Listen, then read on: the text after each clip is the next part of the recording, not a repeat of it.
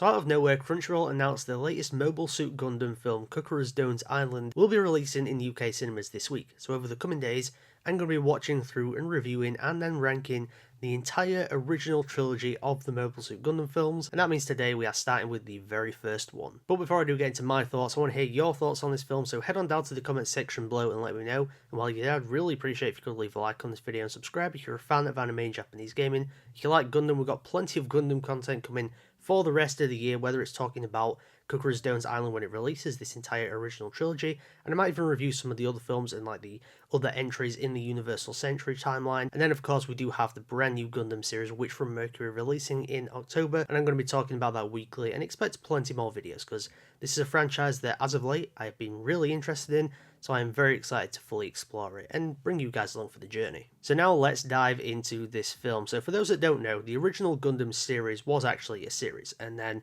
they kind of recut it, re-edited it in some places to make it a trilogy of films, and thus this is the first entry within that trilogy. And with this being released in 1981, it definitely has aged in terms of animation. I do notice that there's a lot of inconsistency here and there, particularly with the design of the main Gundam, the RX-78, which, you know, sometimes you can see with the face that it's not super consistent. Sometimes it looks way wider than it would normally, sometimes it looks a lot slimmer, sometimes it looks like it's stretched out in some ways, so it's not always the most consistent. But I know that this series, really, when it was originally a series, had a lot of trouble in terms of actually staying on air. There was times where it was going to be cancelled, and they did have to cut the budget quite exponentially. Now, of course, since then, like, the whole franchise has become a hit. It's arguably one of the most inspirational mecha series of all time. It's probably one of the most inspirational anime series of all time. The people just weren't ready for it. And before I do get into my other positives, it's a very long film. Like, it's only about 2 hours and 15 minutes or so, but it does feel stretched out. It feels like a very lengthy film, which in some ways is good because you feel like there's a lot of content packed into it,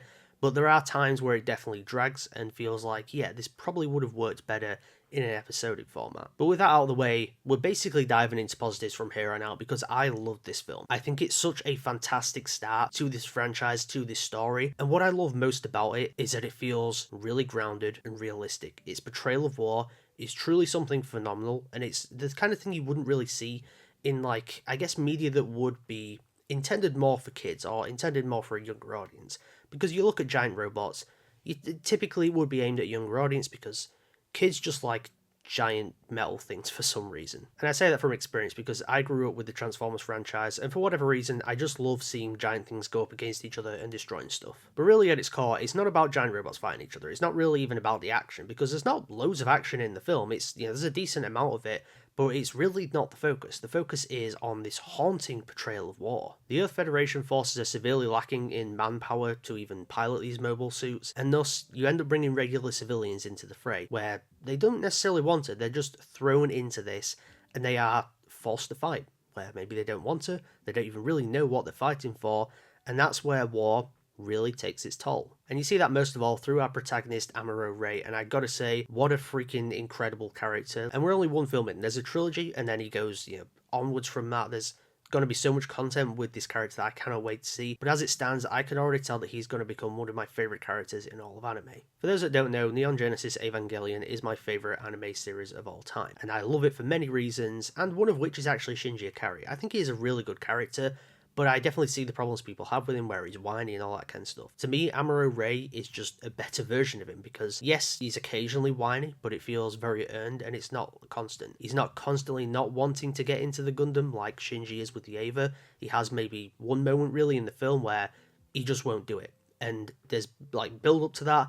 There's, you know, very reasonable reasons why he doesn't want to do it, because he's not really sleeping now, he's been haunted by the fact that he's been forced to kill people, and eventually he does end up sucking it up and he gets in the Gundam, he goes out to fight, and he just accepts that this is his life. And that's really devastating and really quite depressing to see, because this guy is probably not even a teenager, and if he is, he's a pretty young teenager, and he's thrown essentially into the lead role of a war that he really doesn't even know the reason why he's fighting. And over the course of the film, you see this massive change from this kid who, you know, just likes messing around with machinery and stuff. For whatever reason, he decides to get into this Gundam, and from there on out, his life has changed forever. As we see in a lot of mecha anime, you know, most of the time when the kids end up getting in the robot, their life does change in some way. But this is probably the most effective example I've seen of that trope. He's forced to grow up after committing terrible acts that may or may not be for the greater good. He doesn't really know whether they are for the greater good, what is the reason why he's fighting. He personally doesn't know that, but he's done these things and it takes a toll on him, emotionally, mentally, and physically as well. One of my favourite moments in the film is when he's saying goodbye to his mum, because he finds her back on Earth and they're together for maybe like 20 minutes. So you don't have the extreme emotional connection, emotional bond between them, but you do get the idea that Amuro was a very different person when he was originally on Earth with his mum because he was a young kid at the time, and now she has seen him essentially become a changed person, which has only happened like in recent events because of piloting the Gundam. And when they're saying goodbye, instead of hugging her, which you would assume with her being his mother, he salutes her like a soldier would. And after that, after he walks away, after he goes back to the ship and it sets off, she breaks down crying because he's different. He's not the same Amuro Ray that she knew as a child. Like I said, it's a very simple and short moment, but it speaks volumes as to the character development that this guy goes through. Now, when it comes to mecha anime and really anything dealing with war, you don't always get both sides of the story.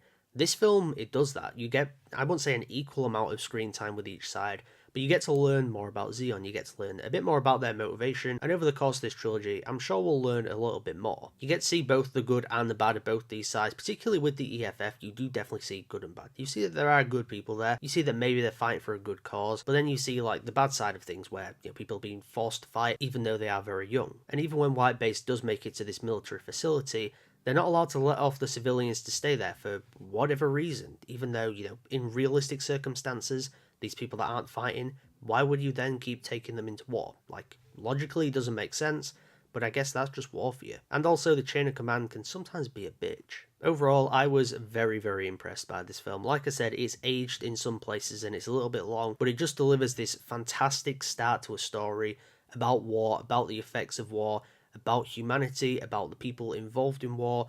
Everything of that nature is here and it's done pretty much to perfection. I loved it and I am certainly very excited to watch Soldiers of Sorrow and Encounters of Space, those being the other two in the trilogy, and then go on to watch even more Gundam. I am invested in this franchise from the very little I've watched of it, and I really cannot wait to explore it more, particularly when Cucuruz Doan's Island comes out, because that film looks phenomenal.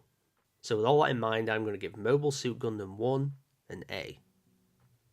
Before I get out of here, I'd really appreciate if you could leave a like on this video. Also subscribe if you're a fan of anime and Japanese gaming. If you like Gundam content, like I said earlier, we're going to have plenty more coming up on the channel. I'm going to continue to review the original trilogy of Mobile Suit Gundam, rank it, and then I'll talk about Cucuruz Doan's Island when that releases as well. And then going into October, we have The Witch from Mercury coming out, and I cannot wait for that series. Most importantly though, like I said earlier, I want to hear what you think of this film, so head on down to the comment section below and let me know. What's your favourite moment in the film? Do you think it's the best of the trilogy? Do you think it's a great start to this franchise? And who is your favourite character in here? I know for a fact that mine is Amuro Ray, but I'm sure there's a lot of people that are going to say Char as well. As always, thank you so much for tuning into Mchat today, and I'll see you all in the next video.